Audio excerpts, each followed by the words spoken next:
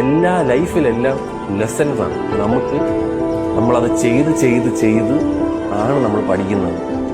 ഏവനും നിന്ന നിപ്പിലല്ല ഫെയിം ആവണം. ചിലവരൊക്കെ ആവാറുണ്ട്, that is their luck and everything. പക്ഷെ most of the people go through hardship and hard work. It's all about you learning from your life. നമ്മുടെ ലൈഫിൽ നിന്ന് നമ്മൾ ചെയ്ത് പഠിച്ച് നമ്മൾ നന്നാണ്, എന്നാലേ നമ്മൾ ഒരിടത്തൊക്കെ എത്തത്തുള്ളൂ.